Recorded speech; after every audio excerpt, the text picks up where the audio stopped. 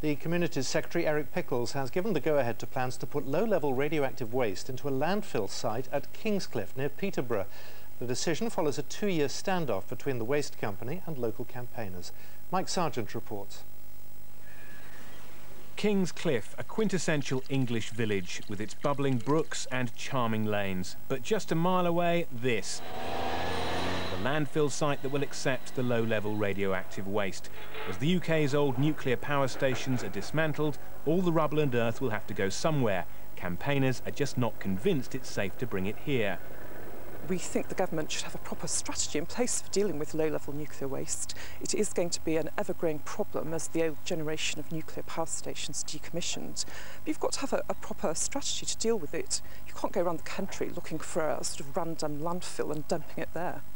But the community's secretary, Eric Pickles, has, we're told, accepted the expert planning advice that granting a temporary planning permission for additional waste would not be harmful to the local community. And this is a government that says it believes in localism, allowing communities to make decisions about things that really affect them. Campaigners here say the decision to put radioactive waste into this landfill site has been an important test of that agenda. Residents organised what they called referendums in surrounding villages. 98% voted against the proposals, but in the end the company's arguments carried greater weight.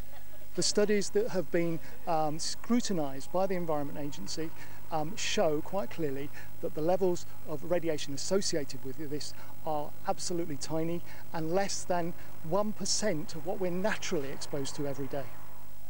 The government says it remains committed to handing power to communities, but says there'll always be a small number of cases which have major significance to national policies.